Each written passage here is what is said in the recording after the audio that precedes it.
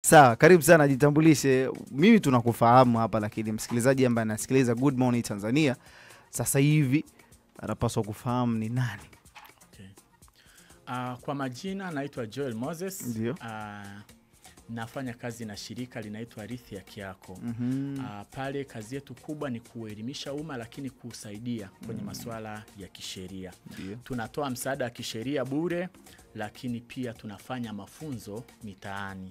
Tunafanya na vyombo vya habari kama ilivyo Familia hapa Radio 5. Ndio. Lakini pia tunafanya vyuoni, vyuo vikuu, vyuo vya kati, lakini tunayo mitaala kwa ajili ya wanafunzi wa shule za msingi na sekondari. Lengo ni nini? Lengo ni kuondosha ile dhana ya kwamba usipojua sheria sio utetezi. Angalau tukifanya haya mafunzo kwa namna nyingi, jamii zetu zitakuwa salama. Tutapunguza mzigo kwa mahakama, lakini pia tutaondosha ile dhana ya kwamba sheria ni kwa ajili ya watu wenye fedha.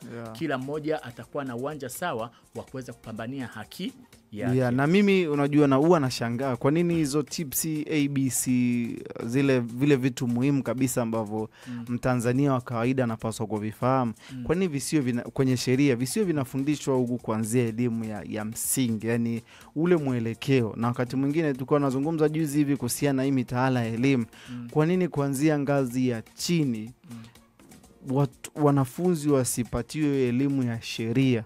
Kwa nini mwanafunzi anakuja kupatiwa elimu ya sheria huku baada sasa ndo anataka sasa kuwa mwanasheria ndo anachagua? Kwa nini kuanzia huku mwanzoni asio anatengenezwa ule msingi mpaka anafika sasa huko kwenye law school? Ni wakati sasa dunia inafunguka. Ujue kila jambo ni mchakato. Zamani wengi waliamini lugha ya sheria ni ngumu. Kwa hiyo ukimwambia mtu sheria, hata alosoma kozi nyingine, pengine hata sasa hivi, ukimwambia mtu sheria kidogo anaanza kuona ukakasi. Mambo magumu. Kuwaza mambo magumu, lugha za Kilatini, Kiingereza ambacho ni kigumu, lakini hiyo si kweli. Tunasoma kama uraia linafanya intro. Lina provide basic kwenye sheria. Ni kweli kwamba ni sahihi tukiweka haya mambo kwenye mitaala yetu, watoto wakiwa chini kwanza watadevelop passion ya kuwa wanasheria. Hilo la kwanza. La pili, watazifahamu haki zao za msingi. Napenda kuna sehemu niliwahi kuangalia movie moja. Ile movie alikuwa ni raia wa nchi fulani, sitoitaja. Amekamatwa. Alivyokamatwa, wale watu walikuwa na nia mbaya, lakini kwa sababu huyu dada anajua haki yake, akasema mimi ni raia wa nchi fulani, haki yangu ni kupelekwa ubarozini. Huyu si mwanasheria, lakini angalau anajua nini haki yake. Kumbe haya mambo yalitakiwa uongezwe kwanzia mwanzoni, lakini hatujachelewa. Na ninaamini kwamba ni mambo yanaleta mabadiliko, kwa sababu wote tumefahamu zamani sheria zetu ziliandikwa kwa Kiingereza tupu, lakini hivi sasa sheria zetu zipo kwa Kiswahili. Kumbe itafika wakati mpaka masomo ya shule za msingi yatakuwa na nani, na sisi tumeingia hapo kuweza kusaidia. Tuna masomo 12 kwa ajili ya shule ya msingi, na tunazo shule zaidi ya 4 mpaka sasa hivi ambazo tunafanya curriculum nzima na watoto wanafanya nini? Mtihani. Sababu unajua ikiwa inafundishwa huko ndo italeta ule utawala wa kisheria.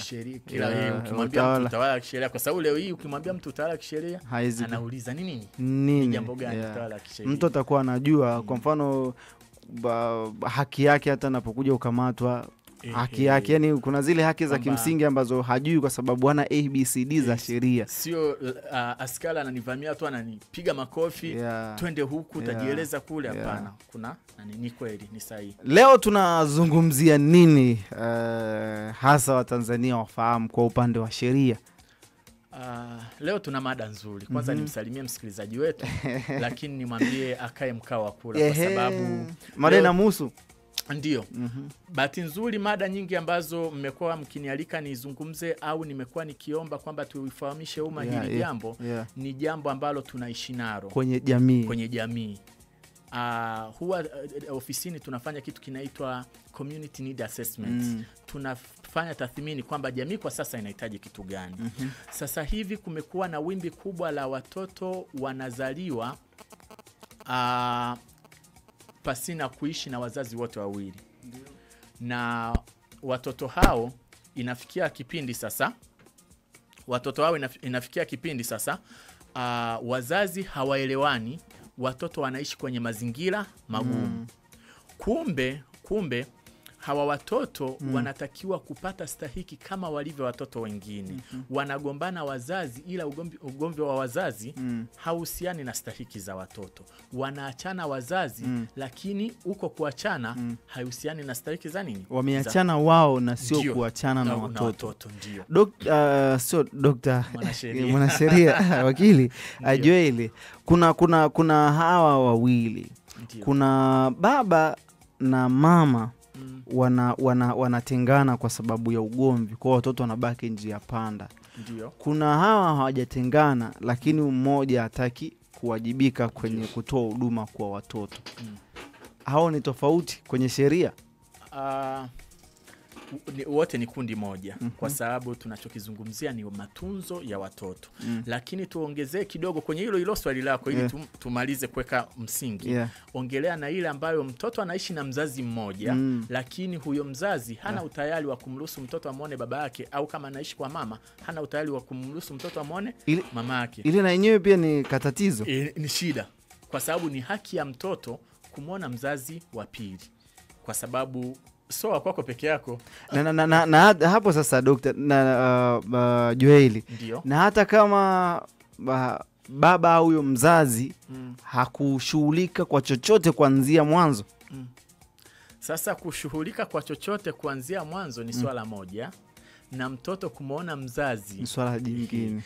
Mtoto kumuona mzazi ni haki ya mtoto, sio haki ya mzazi.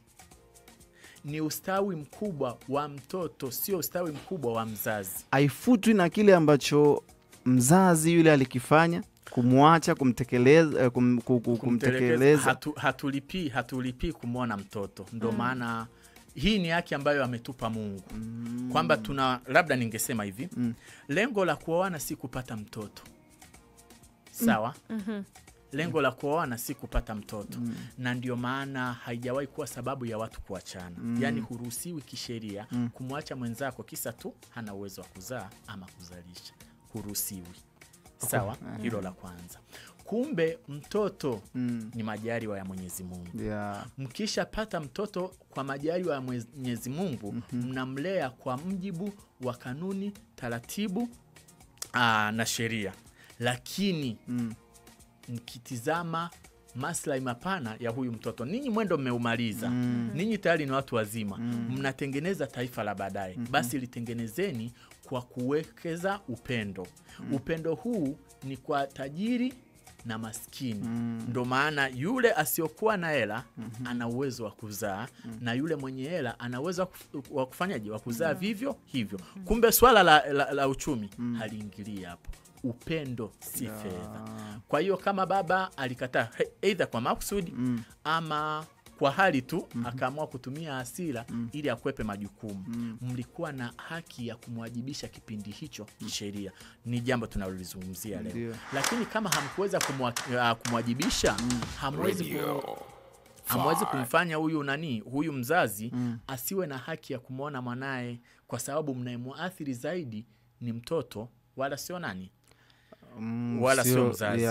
Kwa huyu mtoto ambaye labda kutengana kwa wazazi au mzazi kuto kuwajibika kwake kwenye kumhudumia, kwenye kumtunza na kumlea, sheria inasemaje? Maana umetuambia kwamba wote wako sawa, kwa maana kwamba aliyemwacha mtoto ama aliyeshindwa kumtunza na kumlea mtoto kwa sababu ya kutengana, au yule ambaye bado wako na mtoto lakini wanashindwa kumhudumia, umesema wote wako sawa. Wote wako sawa. Sisi wa baba hapa nazungumza kwanza na wababa, kwa sababu asilimia kubwa inawagusa wababa hii. Hii nazungumza sana na wababa, wanisikilize vizuri. Sisi tunapenda hawa watoto waitwe kwa majina yetu. Tunapenda hawa watoto tuseme ni mtoto wangu. Kumbe hiyo haki inaenda na wajibu wa matunzo. Namna unavyowajibika kwake. Unavyowajibika utunze. Sheria imeelekeza kwamba wajibu wa kutunza ni wa baba. Hata kama mama ana kipato, wajibu wa kutunza ni wa nani?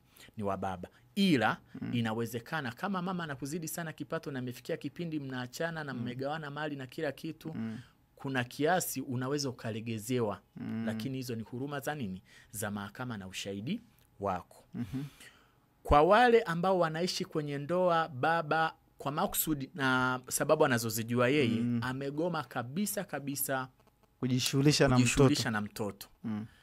Na kwa yule ambaye haishi na mzazi mwenzake, na yule mzazi mwenzake hataki kabisa kujishughulisha na mtoto, maombi ya matunzo ya huyu mtoto yanaenda mahakama ya watoto. Na kwa wale ambao ni wanandoa, matunzo ya watoto si sababu pekee.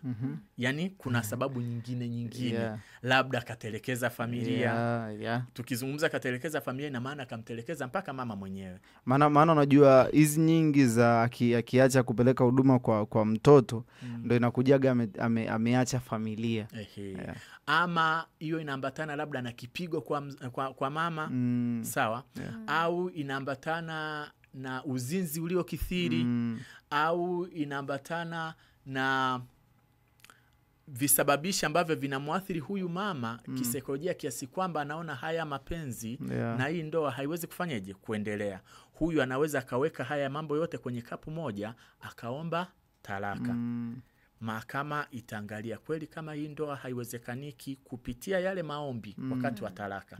Ombi mojawapo ni matunzo ya watoto. Sasa tujikite zaidi kwa hawa ambao hataki talaka, lakini mzazi mwenzake kwa makusudi tu amegoma kufanyaje kuhudumia. Ndio jambo la kwanza kwa yule mzazi, na hii nazungumza kwa mzazi ambaye ni mzazi wa kibiolojia, sawa, na yule ambaye ameadopt, tunasema ameasili, kuasili. Ndio, yani either umeasili au umemzaa kibiolojia. Una wajibu huu, na utaratibu wake ukoje? Yule ambaye anataka kuanzisha maombi ya kuomba matunzo ya mtoto, kuna mambo lazima jiridhishe kabla hajapeleka maombi hayo. Jambo la kwanza, lazima jiridhishe kwamba wewe una kipato. Ninapozungumzia kipato hichi, sheria imeelekeza kwamba itaangalia mshahara wa mtu, itaangalia biashara ya mtu, mapato anayopata kupitia labda upangishaji, kama ana nyumba za kupanga, ama hata kama anauza maziwa, zile biashara ndogo ndogo. Sheria imeelekeza kwamba mahakama itaangalia hicho kiwango cha kipato anachopata na fedha ulioomba kama matunzo ya mwezi, yani kwa kila mwezi, kwamba nataka apewe kiasi fulani. Alafu itatoa nini? Itatoa maamuzi. Kwa hiyo lazima ujiridhishe mwenzako anaingiza kiasi gani, na je, ana jambo lingine lolote analofanya linalomuingizia fedha, ama ana mali nyingine isiyohamishika, kwamba hata ikitokea huyu mtu kasaidika, mahakama imetoa amri kwamba labda atakuwa akitoa shilingi 75,000 kila mwezi kwa ajili ya watoto wake, kwa ajili ya matunzo ya watoto. Ikitokea amegoma, ni nini ziada la kuweza kufanya? Tukumbuke kwamba haya ni madai. Ndio. Madai, asiyekuwa na kitu hashtakiwi, yani maskini hashtakiwi kwenye madai. Afungwi. So kwamba afungwi ila hashtakiwi. Kwa sababu kwenye madai hatufungi. Mfungwa wa kosa la madai utamgharamikia wewe.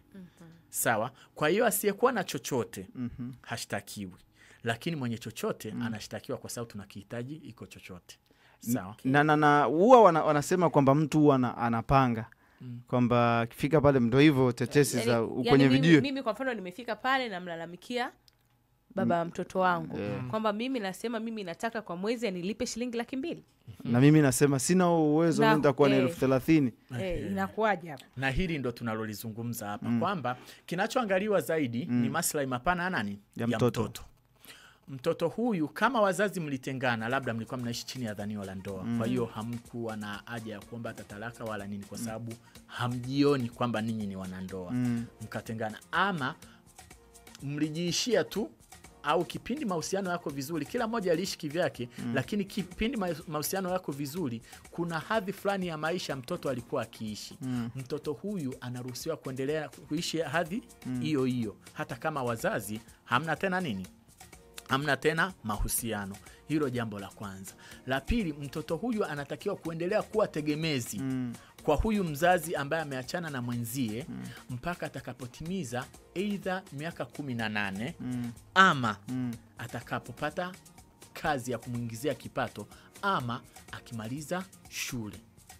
Kwa hiyo ana uwezo wa kutunzwa mpaka miaka 15, 16. Akipata kazi nzuri, mzazi akaomba kwamba huyu mtoto tayari anajiweza kiuchumi, naomba niondolewe mzigo huu. Inaruhusiwa. Au ametimiza miaka 18, lakini kwa mfumo wetu wa elimu miaka 18 ndio muda mtoto anajiunga chuo. Hajapata fedha za boom. Wala hajapata fedha zile za kulipiwa ada, bado ni mwanafunzi.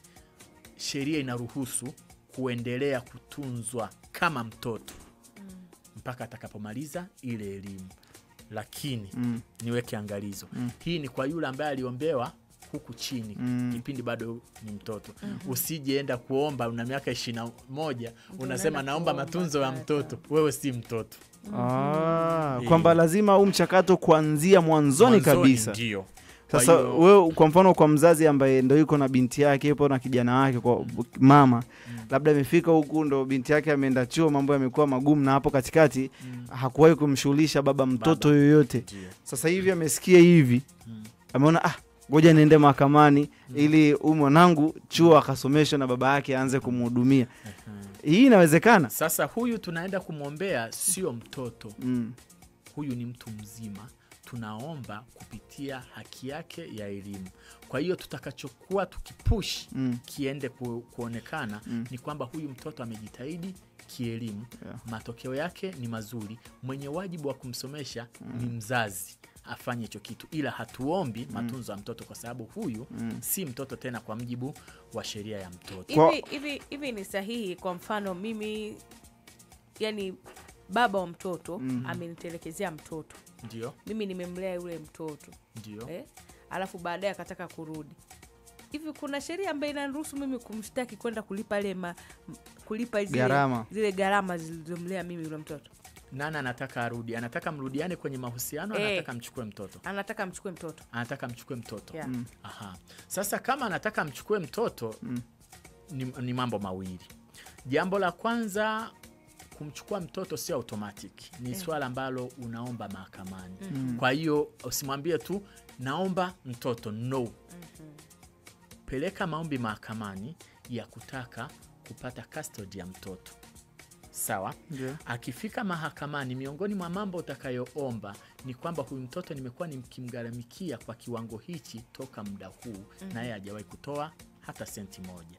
Mahakama itaamuru hivyo. Lakini mahakama haitompa tu mtoto automatic, hapana. Lazima ijiridhishe, kwa sababu chochote kitakachofanyika ni kwa ajili ya maslahi mapana ya mtoto. Kwa hiyo lazima kama anamchukua mtoto aeleze huyu mtoto anaenda kuishi kwenye mazingira yepi ambayo ni bora kuliko ulokuepo nayo wewe mama. Sawa? Anaenda kuishi kwenye mazingira yapi ambayo ni bora kuliko aliyokuepo nayo mama. Ikipima mazingira, kama mazingira kwa mama mtoto atapata maslahi mapana kuliko kwa baba, basi mtoto huyu ataendelea kuishi kwa nani? Kwa mama. Na kuna maswali mawili hapa. Bado tuko hapo kwa mtoto. Kwa mzazi asiyemhudumia mtoto kama ambavyo umezungumza, sheria inasemaje na ni hatua gani atachukuliwa kwa huyo mzazi atakaishindwa kutimiza hilo jukumu? Lakini jingine, kwa yule mzazi ambaye anataka kumhudumia mtoto wake lakini mzazi mwenzie anamnyima, anamwekea vipingamizi, hapa pia sheria inasemaje? Kwa yule ambaye kwa makusudi anagoma kumhudumia mtoto, nimesema mwanzo kwamba mzazi wa upande wa pili ama mtu mwingine yeyote ambaye anaona kwamba haki ya huyu mtoto inaminywa, anayo haki ya kupeleka maombi mahakamani, mahakama ya mwanzo hususan, mahakama ya watoto, kuomba matunzo ya mtoto. Na nimesema kama ukipeleka hayo maombi ya mtoto, lazima useme huyu mtoto anatunzwa kwa kiasi gani na kwa nini. mahakama ikisha sikiliza pande zote mbili, kwa maana ya wewe umeomba 75, huyu kasema na 30. Huyu anasema nimeomba 35 kwa sababu mtoto anaishi mazingira 1 2 3. Ana matumizi 1 2 3, lakini pia atakuwa akisoma shule. Mbali na matunzo ya mwezi, apewe ada kiasi fulani kwa sababu mtoto amekuwa akisoma shule ya namna fulani kwa muda fulani. Mahakama itapima pande zote mbili, afu itatoa hukumu. Hukumu hiyo itamlazimisha huyu mzazi, kwa sababu lazima mtoto atunzwe. Kwa hiyo itasema si lazima iwe ile 75 uloomba. Inaweza ikazidi ama ikapungua kulingana na ushahidi ambao mtatoa mahakamani.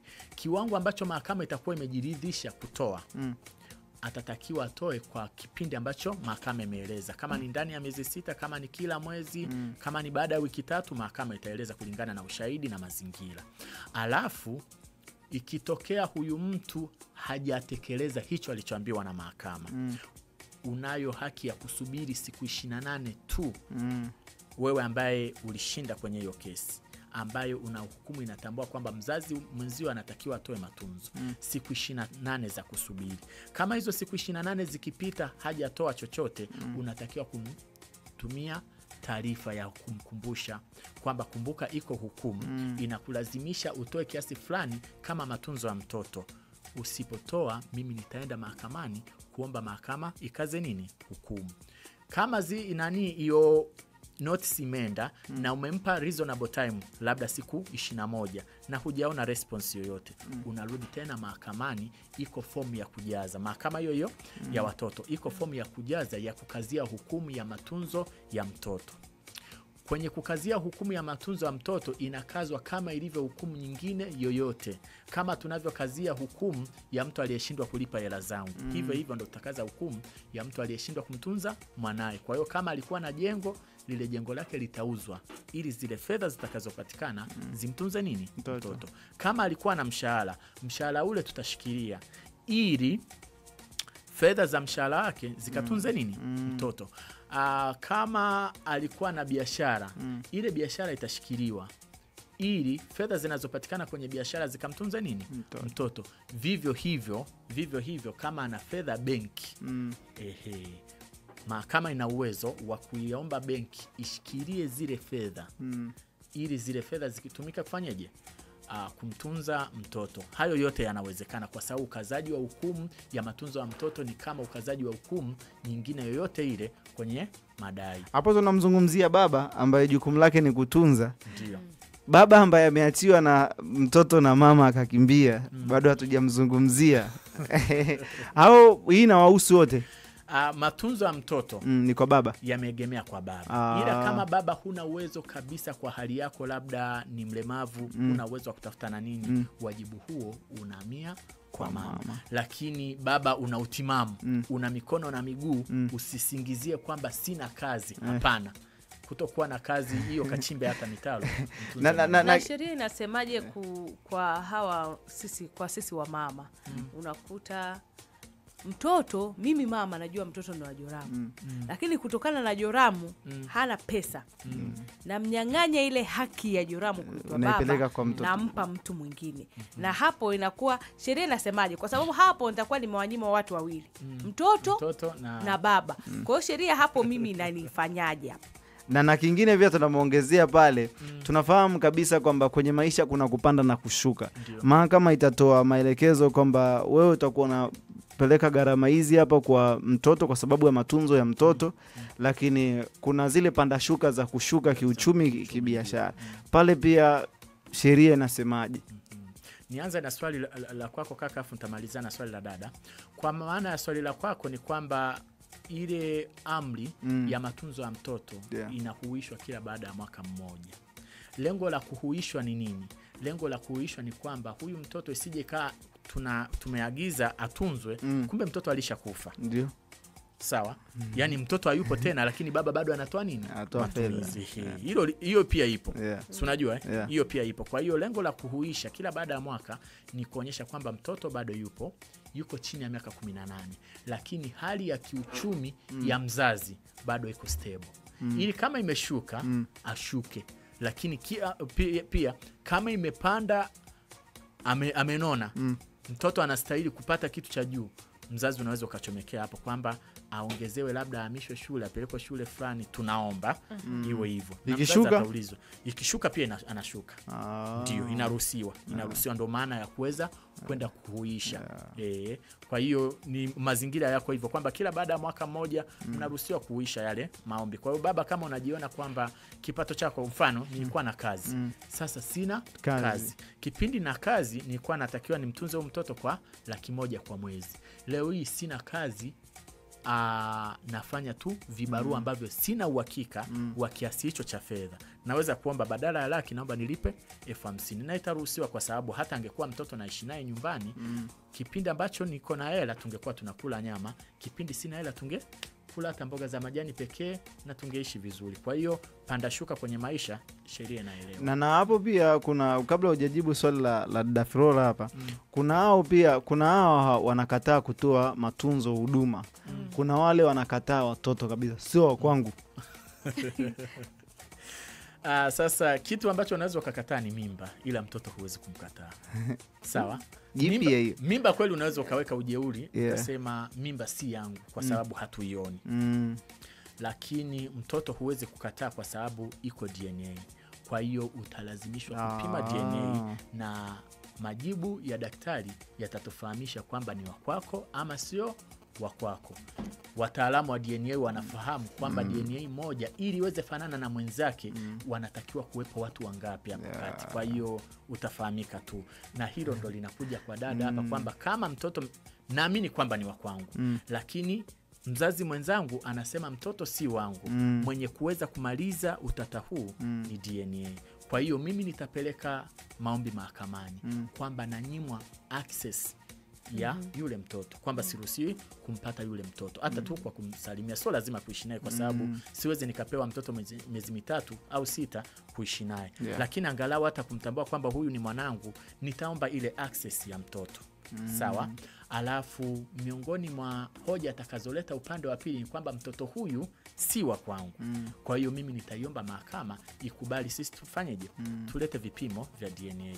Tutafanya mchakato huo, mahakama itatoa amri. Kuna hii wanasemaga kwamba mtoto mwenye umri wa miaka 67 nadhani, kama kumbukumbu zangu za kuwa sawa, anapaswa kuwa chini ya mama. Ndiyo. Na sio chini ya baba. Hapo pia tuko kwenye swala la haki ya mtoto na matunzo. Ndiyo. Hii hapa sheria inasemaje? Ni kweli haki mnapoachana wazazi ama kama hamkuwa mnaishi pamoja, mnapotaka access na custody ya yule mtoto, mnapofikia wakati mnajiuliza swali la mtoto huyu aishi na nani? Mwenye haki ya kubaki na mtoto mwenye umri chini ya miaka 7, mwenye haki hiyo ni mama, lakini haki hiyo sio automatic. Nitatoa mfano. Labda baba na mama mlikuwa mkiishi, mmeachana kwa talaka labda. Miongoni mwa vitu vitakavyozungumzwa mahakamani ni kwamba mtoto ataishi kwa nani? Mtoto huyu ana umri chini ya miaka 7. Sawa? Na sababu kubwa iliyowafanya mwachane ilikuwa ni kwamba mama ana ulevi uliokithiri kiasi kwamba hawezi kumudu tena majukumu yake kama mama. Mtoto ana miaka 4 lakini mama anaweza kalala baa siku 5. Sawa?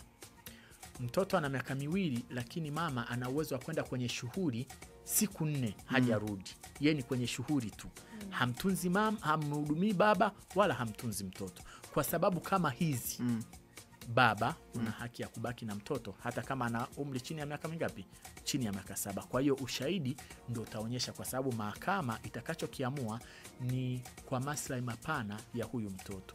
Kama tu huyu mama alikuwa akiishi kwa mmewe, alikuwa na uwezo wa kuhudhuria shughuli siku 4 mfululizo pasina kujua familia yake na watoto wake wanaendeleaje. Leo hii amepewa uhuru, hana yeyote anayemsimamia. Si anaweza kumtelekeza mtoto hata mwezi mzima. Kwa hiyo kinachoangaliwa ni maslahi mapana ya nini? Na je, mtoto anaweza akachagua mzazi wa kukaa naye? Ndio. Kwa mtoto ambaye umri wake umezidi miaka 7 anaulizwa. Anaitwa mahakamani, anaulizwa na mahakama. Wewe kati ya baba na mama unatamani uishi wapi? Yeye atasema mimi natamani kuishi kwa baba. baba, mtoto amechagua kuishi kwako, tuambie utamtunza vipi? Baba atasema labda kwangu naishi na ndugu zangu wa kike na mtoto huyu pia ni wa kike, kwa hiyo ataweza kupata malezi na makuzi bora ya mtoto wa kike. Sawa? Ama naishi na wazazi wangu, baba na mama, kwa hiyo pale mtoto atakuwa salama. Usije sema tuko labda Njemba 8, sawa, na mtoto mwenyewe ni wa kike, nasema atakuwa salama tu. Hapana. Lazima uonyeshe mazingira ambayo yatamfeva yule mtoto. Kwa hiyo kwa mazingira kama hayo, upande wa baba ukiwa salama na upande wa mama uko salama, mtoto anaweza kaamua akasema mimi nitaishi kwa baba. Sema muda kama umekuwa mdogo sana Joeli, cha mwisho ambacho labda ungependa Watanzania wakifahamu wakati tunapisha mishemishe hapa, lakini tunahitaji sana muda na wewe. Yani tunahitaji sana muda na wewe kwenye kuzungumza kuhusiana hili swala. Jambo ambalo ningeweza kuwafahamisha wasikilizaji wetu ni kwamba mambo haya tusioneane huruma. Maswala ya haki na wajibu si maswala ya kuoneana huruma, si maswala ya kufichiana uovu. Ndio. Tuyafichue kwa ajili ya maslahi mapana ya watoto. Kuna mtoto anaishi maisha ya shida, mama akisema sitaki tu amwone baba yake. Ifike mahara tumhurumie mtoto huyu. Anayo haki ya kupata elimu, anayo haki ya kucheza na watoto wenzake, anayo haki ya kupata stahiki kama ilivyo kwa watoto wengine. Ofisi yetu imekuwa ikiwasaidia watu wengi kufanya haya mambo, na nimesema mambo haya tunayafanya bure. Tunawasaidia watu wasioweza kumlipa wakili huko nje kuweza kupata haki zao, na tunatoa pia ushauri. Kwa hiyo kwa ajili ya ushauri, ama kama mtu anatamani kufika ofisini kwa ajili ya kupata maelezo bora kwa ajili ya matunzo wa watoto, na hili ni pamoja na wale wazazi ambao wametelekeza watoto wao kwa bibi na babu. Bibi na babu sio walezi. Kama mabinti wamewaacha watoto kwa bibi na babu sana. Hiyo hapo, bibi na babu sio wazazi wa yule mtoto. Mtoto ni kwa ajili ya baba na mama. Wafike ofisini tuweze kufanyaje? Kuwasaidia watoto wapate stahiki zao. Kwa hiyo babu na bibi wanaweza wakamshtaki binti yao kwa kumwachia mtoto pale, kumtelekeza mtoto, kwa sababu yule mtoto si wa kwangu.